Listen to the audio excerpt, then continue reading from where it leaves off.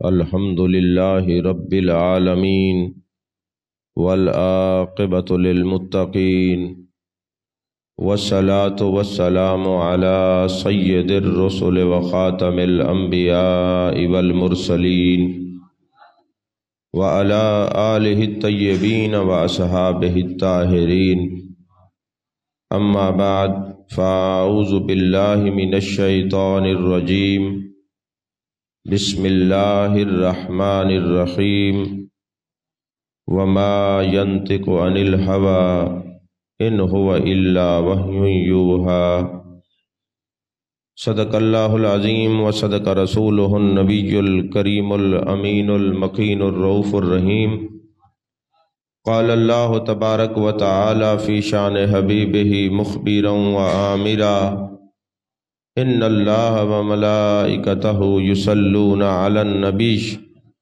يا أيها الذين آمنوا صلوا عليه وسلموا تسليما اللهم صل على سيدنا ومولانا محمد وعلى آل سيدنا ومولانا محمد وبارك وسلم وصل عليه الصلاة والسلام عليك يا رسول الله الصلاة والسلام عليك يا حبيب الله الصلاة والسلام عليك يا نبي الله الصلاة والسلام عليك يا خير خلق الله۔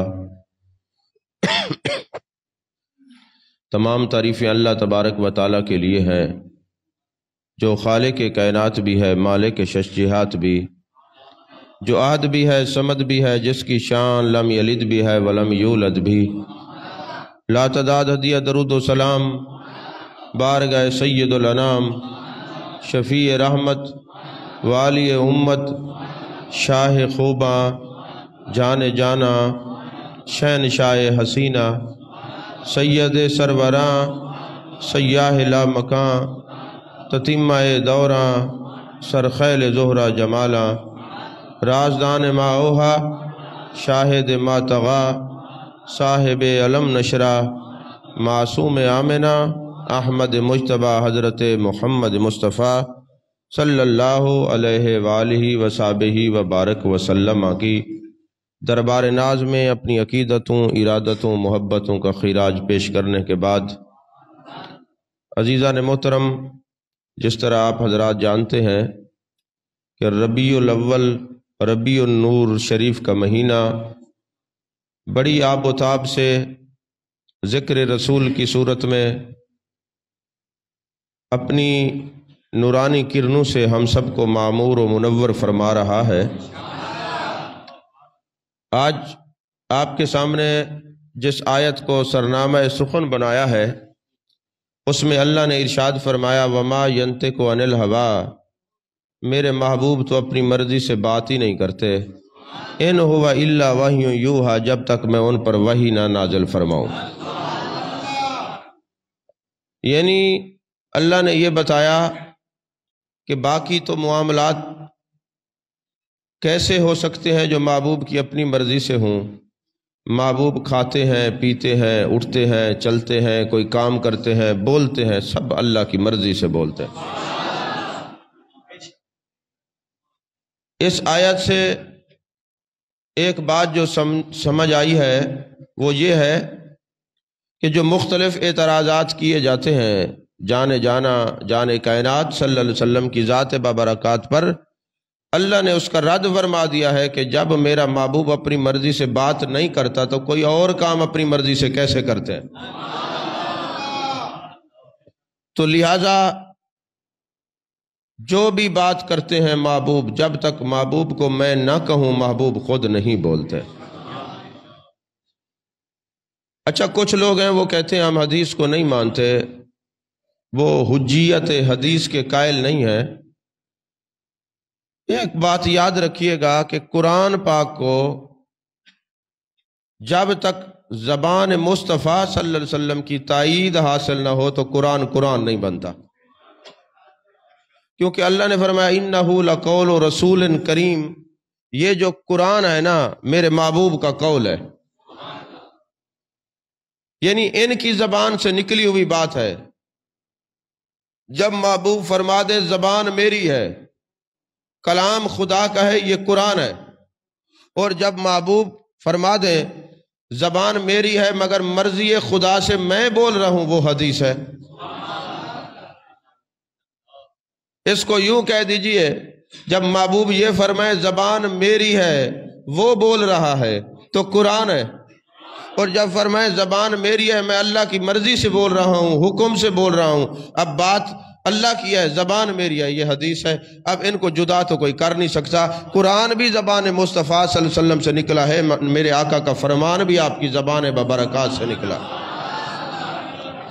یہی وجہ ہے کہ حضرت عبداللہ بن عمر رضی اللہ تعالیٰ عنہ محبوب کے وہ صحابی، ایک ہیں حضرت عبداللہ بن عمر، وہ اور ہے، وہ حضرت عمر ابن الخطاب کے صاحبزادے ہیں، یہ عبداللہ بن عمر ہے۔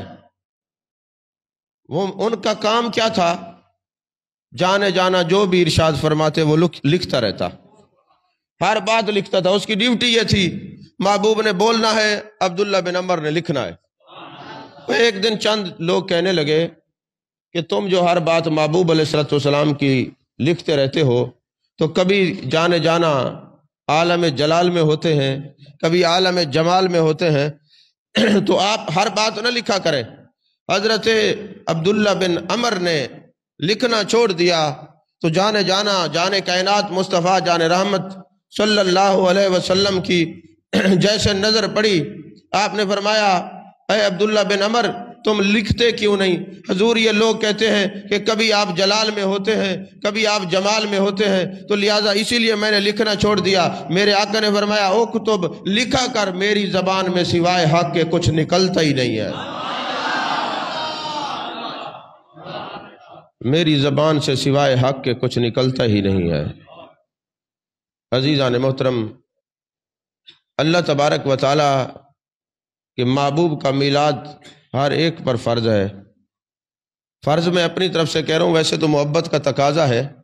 اگر کوئی یہ کہے، عورت کہے، لڑکی کہے کہ جی مجھ پر محبوب کا کیا احسان ہے، تو کہا جائے گا اگر محبوب نہ ہوتے تو تو بھی زندہ درگور ہوتی، یہ محبوب کی وجہ سے ہے۔ والدین اگر یہ کہیں جی ہم کس لیے میلاد منائیں، تو ان کو کہا جائے گا کہ یہ جو آج عزتوں کے تاج تم نے پہن رکھے ہیں، اس کا سبب جانے جانا جانے کائنات صلی اللہ علیہ وسلم کی ذات ببرکات ہے۔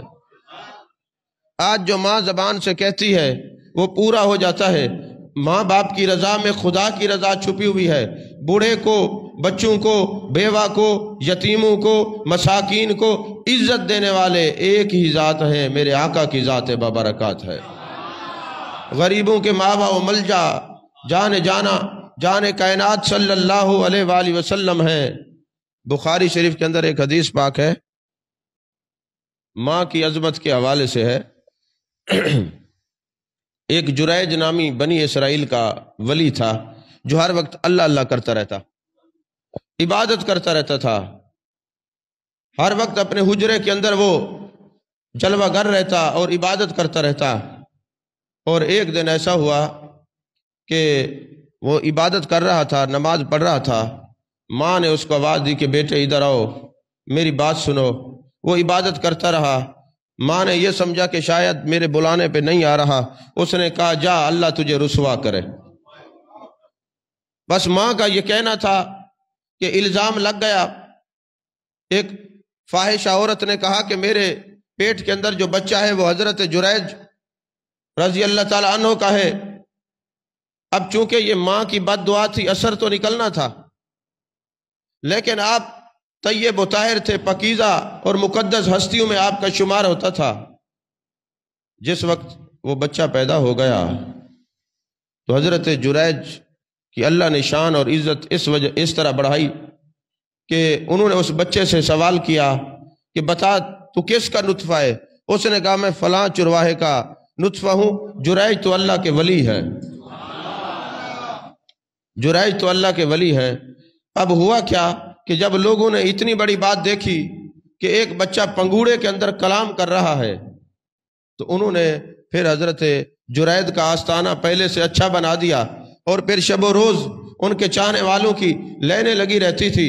امام بخاری نے بخاری شریف میں یہ لکھ کر لوگوں کو بتا دیا، لوگوں چاہے تم کتنے عبادت گزاری کیوں نہ ہو، یہ ماں کی دعا یا بد دعا دونوں اثر کرتی ہے۔ تم اپنے درجہ ولایت پہ نہ رہنا، تم اس گمان پہ نہ رہنا کہ میں کسی اعلیٰ درجے پہ پہنچ گیا ہوں، مجھے میری ماں کی دعا یا بد دعا اثر نہیں کرتی۔ ارے تم ولی بن جاؤ، تم غوث بن جاؤ، تم کتب بن جاؤ، تم ابدال بن جاؤ، لیکن یاد رکھنا ماں کی دعا بھی تمہارے حق میں کام کرتی ہے، بد دعا بھی تمہارے حق میں کام کرتی ہے۔ اتنا درجے پر پہنچنے کے باوجود، اتنا درجے پر پہنچنے کے باوجود پھر بھی ماں کی دعا اثر کرتی ہے۔ لیکن چونکہ وہ بے گناہ تھے، اللہ کے دوست تھے، اللہ نے اس ماں کی جو بد دعا تھی اس کے اثرات بھی ظاہر فرما دیے، اور جو اس کی ولایت تھی اس کے اثرات بھی ظاہر فرما دیے، تاکہ کوئی اس گمان میں نہ رہے کہ میں اعلیٰ درجے پر ہوں۔ تو میں آپ سے پوچھتا ہوں، وہ تو بنی اسرائیل کی ماں تھی جس کی دعا اور بد دعا میں اثر ہے۔ آج اس دور کی ماں جو میرے آقا کی امتی ہے، میرے آقا علیہ الصلوۃ والسلام کی وجہ سے اس ماں کو عزتوں کے تاج پہنائے گئے ہیں، ان کی جو محبوب کی امتی ہے اس کی زبان کا کیا اثر ہوگا؟ اگر کوئی ماں ہے تو وہ بھی میلاد منائے کہ اس کو عزت میرے آقا علیہ الصلوۃ والسلام نے دی ہے۔ اگر کوئی بیٹی ہے تو وہ بھی محبوب کا میلاد منائے، کیونکہ اگر محبوب کا میلاد نہ ہوتا تو یہ عزتوں کے تاج نہ پہنائے جاتے۔ یہ جو عزتوں کے تاج پہنائے گئے یہ میرے محبوب کے میلاد کی برکت نہیں تو اور کیا ہے؟ تھکے بیٹھے ہو؟ آج پھر وہی جمعرات والا ماحول نظر آ رہا ہے، جس طرف بھی دیکھتے ہیں لوگ سو رہے ہیں، اور حالانکہ یقین فرمائیں نیند میری پوری نہیں ہے، وہ چونکہ نیند پوری نہیں ہے گلے پر اثر ہے، اور آج صبح سے میرا بی پی اچانک جو ہے نا شوٹ کر گیا، بہت زیادہ طبیعت خراب، اور مجھے ایسا لگتا تھا جیسے میں جمعہ نہیں پڑھا سکوں گا، لیکن کیا کریں پھر پروگرام ہے۔ اور حالت ایسی ہے کہ کوئی بدگمانی کا ایسا دور ہے کہ لوگ یہ سمجھتے ہیں کہ جب کوئی بندہ عالم بن جاتا ہے نا کہ شاید وہ بشری تقاضوں سے اب آزاد ہو گیا، نہ ان کا کوئی رشتہ دار ہے، نہ کوئی عزیز ہے، نہ کوئی اقربا ہے، نہ کوئی بیمار ہو سکتے، بس ٹائم دیا تو آئے کیوں نہیں۔ تو اس لیے میں کوشش کرتا ہوں، آپ یقین فرمائیں، دعا بھی فرمایا کریں، میں اپنی طبیعت سے بڑھ کر کام کرتا ہوں۔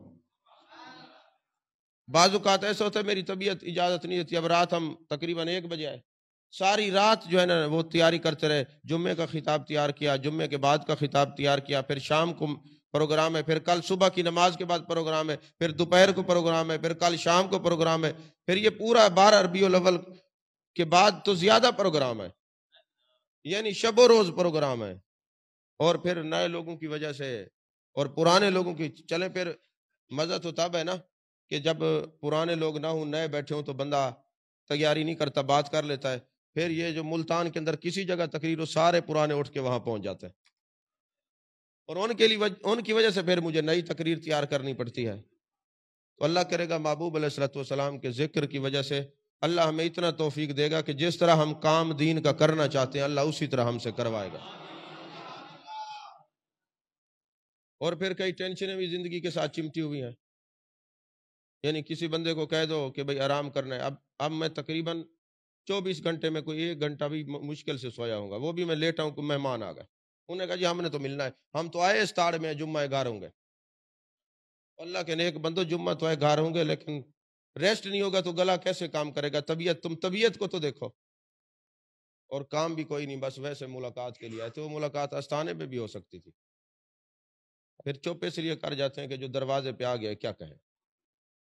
ورنہ یقین فرمائیں جس طرح ہمارا سفر اور جس طرح تقریریں اور پھر جس طرح مطالعہ ہے نا، آپ 2 یا 3 دن ہمارے ساتھ رہیں تو پاگل ہو جائیں گے، آپ کی وہ ذہنی کیفیت برقرار ہی نہیں رہ سکے گی کہ نہ نیند پوری ہوتی ہے، اور پھر مطالعہ، پھر جناب والا سفر، اور سفر جو ہے انسان کو کتنا تھکاتا ہے۔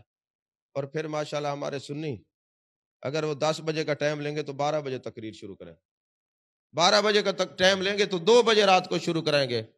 اچھا پھر کمال یہ ہوتا ہے کہ جو انہوں نے بیر سے نعت خوان بلائے ہوتے ہیں نا، تو وہ آ کے کہتے ہیں جناب جو عاشق رسول ہے زور سے کہے سبحان اللہ، دونوں ہاتھ کھڑے کر کے کہو سبحان اللہ، جو عاشق ہے وہ کہے۔ اور بعض اوقات نا یقین فرمائے میرا دل کرتا ہے میں جوتی اتار لوں، اور ایسے نعت اور خطیبوں کو نہ وہ پھیٹی لگاؤں کہ تم یہ عاشق نہیں ہیں جو ساری رات نیند کو خراب کر کے تیرے لیے بیٹھے ہیں. تو پتہ نہیں کتنے ہزار مکا کر کے آیا کھڑا ہے, 50,000 تیرے اکاؤنٹ میں گیا, اور تو آ کے عشق کا درس دیتا ہے اور ان کو کہتا ہے کہ تمہارے عشق پر شک ہے. جو عاشق ہے وہ زور سے سبحان اللہ کہے. جو اللہ کی رضا کے لیے ساری رات نیند کو خراب کر کے بیٹھے وہ تیرے سے بڑے عاشق ہیں. تو پیسے لے کے آیا کھڑا ہے, یہ اللہ واسطے بیٹھے ہیں.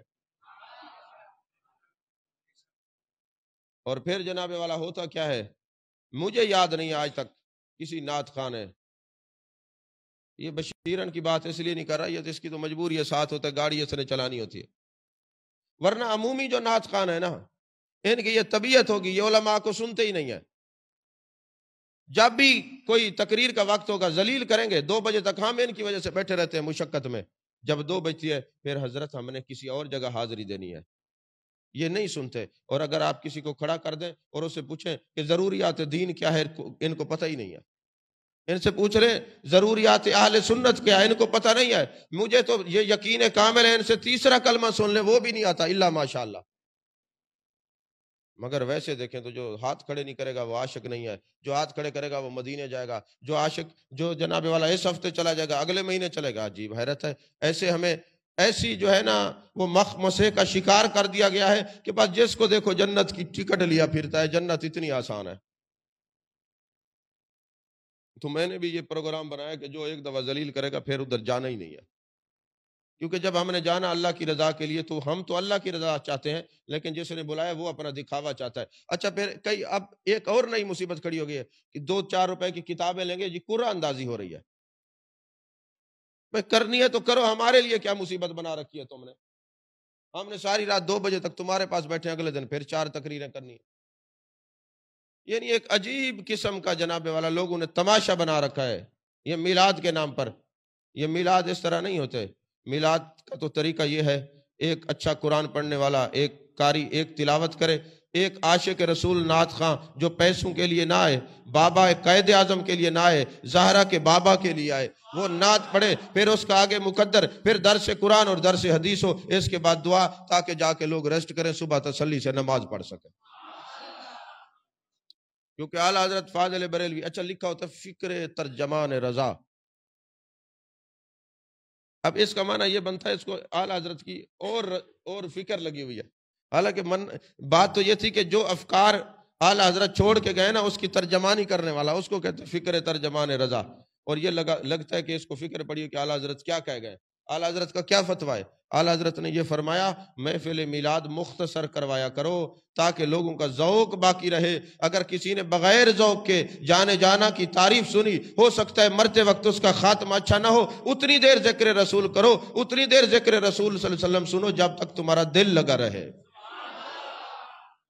مختصر محافل کرانے کا اعلیٰ حضرت کا فتویٰ ہے, یہ نہیں کہ ساری رات مخلوق خدا کو ذلیل کرتے رہو.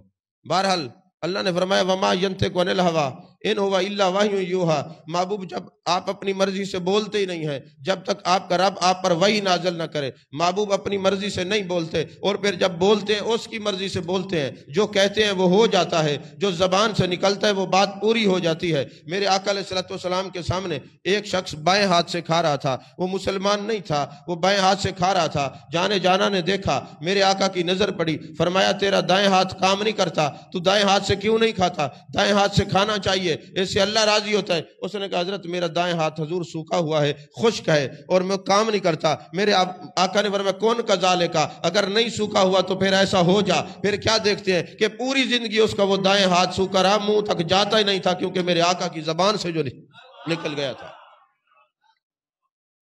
ایک دن میرے آقا علیہ الصلوۃ والسلام خطاب فرما رہے تھے اپنے صحابہ کو, تو ایک بندہ سامنے آ کے نا منہ چڑھانے لگ گیا. جیسے میرے آقا بولتے تھے وہ بھی منہ ٹیڑھا کر کے اس طرح بولتا تھا. اچانک میرے آقا کی نظر پڑ گئی. جانے جانا کی نظر سے کوئی چیز پوشیدہ نہیں, آپ نظریں پھیر رہے تھے, یہ بچ جائے, یہ بچ جائے, یہ بچ جائے. لیکن اس کی عادات ایسی تھی, جو منافق ہوتے ہیں نا ان کا کام صرف اعتراض کرنا ہوتا ہے. اور یہ یاد رکھنا, جو عاشق ہوتے ہیں یہ سبق لے جانا, عاشق اعتراض نہیں کرتے. عاشق کسی بات پہ اعتراض نہیں کرتے. وہ ولیوں سے لے کر نبیوں سے لے کر امام الانبیاء تک کسی پر اعتراض نہیں کرتے۔ اور یہ یاد رکھیں، میرے آقا کا فرمان ہے جو منافق ہوتا ہے نا وہ اعتراض کرتا ہے، اور جو اعتراض کرتا رہے ایک دن اللہ اس کے ایمان کی جڑ کو کاٹ دیتا، اس کا ایمان رہتا ہی نہیں، ایمان اس کا ختم ہو جاتا ہے جب تک کوئی توبہ نہ کرے۔ جو ہر بات پہ اعتراض کرنے والے منافقت کا تاج لیے پھرتے ہیں، ان کو یہ چاہیے کہ وہ اللہ کے حضور توبہ کریں تاکہ ایسا نہ ہو خدا ناراض ہو جائے اور ایمان سے ہاتھ دھو بیٹھے۔ عزیزان محترم، میرے آقا علیہ الصلوۃ والسلام نے جب نظر پڑی تو دیکھا تو وہ منہ ٹیڑھا کر رہا تھا۔ میرے آقا نے دیکھا، فرمایا کون کذالک، جیسا اس کا منہ ہے یہیں ٹھہر جا۔ پھر ساری زندگی اس کا منہ سیدھا نہیں ہوا۔ ایک بندہ آیا، وہ آ کے محبوب علیہ الصلوۃ والسلام کی بارگاہ میں بیٹھا، اوپر سے مسلمان ہو گیا اور کہنے لگا حضرت میری ڈیوٹی حضور لگا دے، میں آپ کے ساتھ وہی لکھا کروں گا۔ تو منافق اگر حضور کے ہاتھ پر بیعت ہو سکتے ہیں تو آج کے ولیوں کے ہاتھ پہ کیوں نہیں بیعت ہو سکتے؟ ہر ایک کو اس نظر سے نہیں دیکھنا چاہیے کہ فلاں جو ہے بیعت ہوتے ہی اللہ کا ولی بن گیا۔ نہیں، جو امام الانبیاء کے زمانے میں منافق ہو سکتے تو آج کے زمانے میں تو بدرجہ اولا ہو سکتے ہیں۔ اور اگر آپ نے کسی کے سلسلے میں عاشق اور مرید اور منافق دیکھنا ہو، جو عاشق ہوگا وہ ہر نظر میں اس کی محبت اپنے مرشد سے بڑھتی جائے گی، جو منافق ہوگا اس کا اعتراض بڑھتے جائیں گے۔ اب وہ جناب آیا نا تو سرکار میری ڈیوٹی لگا ہے، میں آپ کے ساتھ بیٹھ کے لکھا کروں گا۔ وہ لکھتا رہا تھا جو منافق۔ ایک دن وہ مجلس میں گیا اور کہنے لگا تم یہ کہتے ہو جی اللہ کے محبوب پر قرآن نازل ہوتا ہے، کچھ نہیں، میں جو کہتا ہوں وہی لکھتے ہیں، کبھی کبھی میں اپنی طرف سے بھی لکھ دیتا ہوں۔ ایسا جھوٹ بولا اس نے۔ جب میرے آقا علیہ الصلوۃ والسلام تک یہ بات پہنچی، میرے آقا نے فرمایا اس کو زمین قبول نہیں کرے گی، زمین قبول نہیں کرے گی۔ اب میرے آقا کی زبان مبارک سے یہ نکلا اس کو زمین قبول نہیں کرے گی۔ اب وہ مر گیا، مرتد ہو گیا۔ مرتد ہونے کے بعد مر گیا، جیسے مرا زمین کے اندر دفناتے ہیں، زمین نکال کے باہر پھینک دیتی ہے، پھر زمین کے اندر دفناتے ہیں، پھر زمین نکال دیتی ہے۔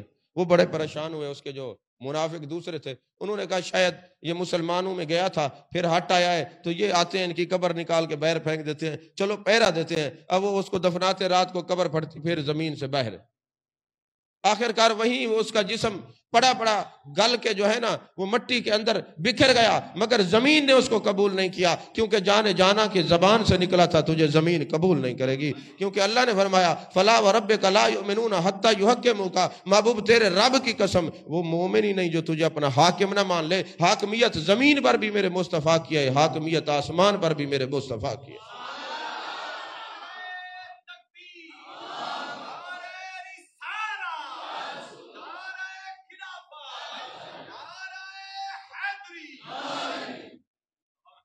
میرے آقا علیہ الصلوۃ والسلام کا یہ معجزہ ہے۔ ایک صحابی آتے ہیں محبوب علیہ الصلوۃ والسلام کے، آپ نے نا اس کا نام پیار سے سفینہ رکھ دیا۔ سفینہ کہتے ہیں کشتی کو، سفینہ عربی میں کس کو کہتے ہیں؟ کشتی کو۔ میرے آقا علیہ الصلوۃ والسلام نے اس کا نام سفینہ رکھ دیا۔ اب سفینہ رکھنے کی دیر تھی، پہلے وہ ایک آدمی کا بوجھ اٹھاتا تھا، پھر جتنا رکھ دیتے وہ اٹھا لیتا تھا۔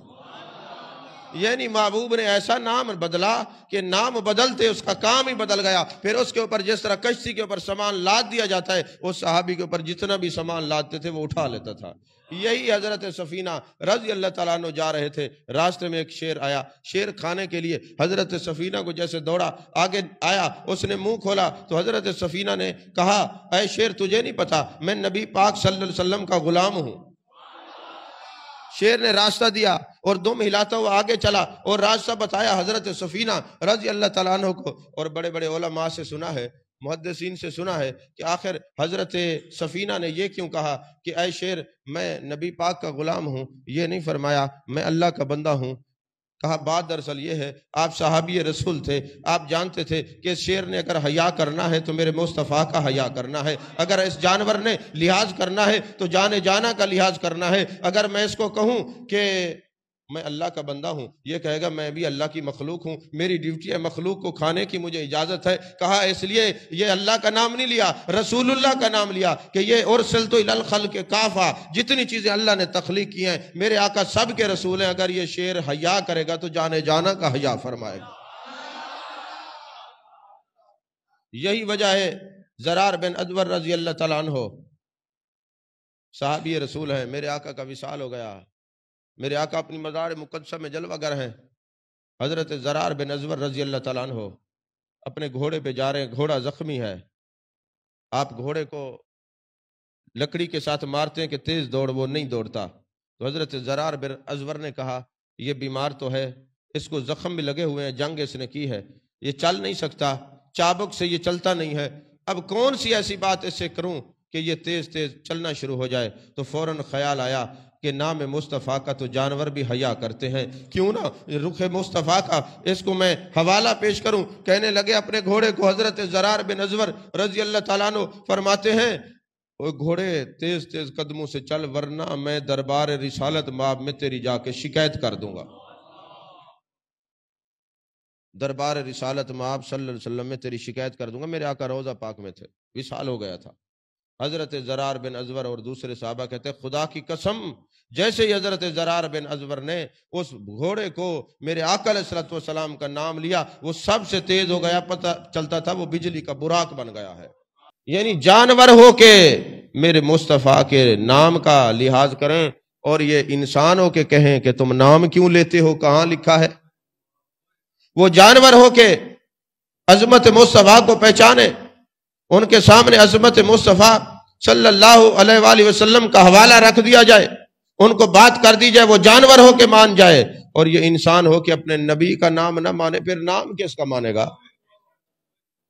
عزیزان محترم، میرے آقا علیہ السلام تشریف فرما ہے، آپ کھانا تناول فرما رہے ہیں، ایک عورت ایسی آ گئی جو گالیاں بہت دیا کرتی تھی، یہ آپ کے معجزات میں سے ایک معجزہ ہے، دلیل النبوت کے اندر امام بہقی نے اس کو نقل کیا ہے، حجت اللہ علی العالمین کے اندر علامہ یوسف بن اسماعیل نبہانی نے اس کو نقل کیا ہے، فرماتے عورت گالیاں دیتی تھی، بد زبان تھی۔ ایک دن محبوب علیہ السلام کی بارگاہ میں آئی، میرے آقا کھانا تناول فرما رہے تھے، میرے آقا نے صلح کی کہ تم یہ کھا لو، جب صلح کی نا تو وہ کہنے لگی حضرت میں نے یہ کھانا حضور نہیں کھانا، جو آپ لقمہ منہ میں چبا رہے ہیں مجھے وہ عطا کر دیجئے۔ میرے آقا نے اپنے منہ مبارک سے وہ لقمہ نکالا اور اس کے منہ میں ڈال دیا، اس عورت کا وہ کھانا تھا، وہ بد زبان کیا، اس کی زبان پہ گالی نہیں جاری ہوتی تھی، وہ ہر وقت اللہ کے کلام کی تلاوت کیا کرتے تھے۔ جو کچھ میرے آقا علیہ السلام کی بارگاہ سے زبان سے نکلتا ہے وہ پورا ہوتا ہے۔ ایک مرتبہ ایسا ہوا کہ میرے آقا علیہ السلام کی دو صاحبزادیوں کی جو شادی کی وہ منگنی طے کی ہوئی تھی، وہ ابو لہب کے بیٹوں سے کی ہوئی تھی۔ جب میرے آقا علیہ السلام نے اعلان نبوت کیا نا تو انہوں نے وہ تعلق رشتہ ختم کر دیا، وہ نہ بھی کرتے تب بھی ختم ہو جاتا، لیکن میرے آقا علیہ السلام آخر بیٹی کی تکلیف کا بوجھ تو باپ ہی محسوس کر سکتا ہے نا، ہر بندہ کیسے محسوس کر سکتا ہے؟ تو میرے آقا علیہ السلام نے ابو جال کے ایک بیٹے کے بارے میں کہا اے اللہ اس کے اوپر کوئی دنیا کا کتا مسلط کر دے، دنیا کا کتا مسلط کر دے۔ اب محبوب علیہ السلام کی زبان مبارک سے بات نکلنی تھی، ابو لہب نے کہا بات یہ ہے کہ جو نبی کہتے ہیں وہ ہو جاتا ہے۔ میں کل بھی ایک خطاب میں کہہ رہا تھا، ابو جہل اور ابو سفیان رضی اللہ تعالیٰ عنہ مسلمان ہونے سے پہلے، یہ ابو لہب، یہ سارے چھپ چھپ کے محبوب کا قرآن سنا کرتے تھے، لیکن پتہ تھا یہ سچے نبی ہیں۔ اسلام کیوں نہیں لائے کہ چدراہٹ جاتی ہے، وہ اپنے آپ کو بڑا سمجھتے تھے اس وجہ سے، ورنہ وہ یہ جانتے تھے کہ آپ سچے نبی ہیں، زبان سے نہیں کہتے تھے۔ تو پتہ چلا یہ چدرات جو ہے نا بندے کو بڑی رکاوٹ پیدا کرتی ہے۔ جب یہ بڑا پن، یہ پیسہ دھن دولت اور رشتوں کی بڑائی کو بندہ جب تک نہیں نکالتا کسی درجے پر نہیں پہنچتا۔ تو میرے آقا نے فرمایا اے اللہ اس پر کوئی کتا مسلط کر دے۔ اب ابو لہب کہتا ہے میرا بیٹا تجارت کے لیے شام جاتا ہے، قافلے والوں اس نبی نے کہہ دیا ہے کہ اے اللہ اس پر کتا مسلط کر دے، اب کتا مسلط ہوگا یہ پکی بات ہے، لیکن یہ خیال کرنا کہ میرے بیٹے کی تم حفاظت کرنا، کوئی جانور اس کے قریب نہ آئے۔ قافلے والوں نے کہا کوئی حرج نہیں، ہم ذرا خیال کریں گے، اس کو کیا پتا کہ تمہارا خیال یہیں پڑا رہے گا، زبان مصطفیٰ کا لحاظ خدا فرمائے گا۔ اب کیا ہوا، ارد گرد سامان رکھ کے نا، ایک اوپر سامان رکھ کے نا اس کو لٹا دیا، سارے لوگ سو گئے۔ رات کو ایک شیر آ گیا، وہ آیا اس نے ایک ایک کو سونگا۔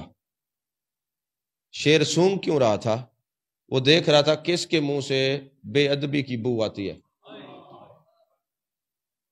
جب اس نے سب کا منہ سونگا تو ابو لہب کے اس بیٹے جو اوپر پڑا ہوا تھا وہ شیر چھلانگ لگا کے اس کے پاس گیا، اس کے اوپر منہ نہیں سونگا، اس کی انتڑیاں نکال کے باہر پھینک دی۔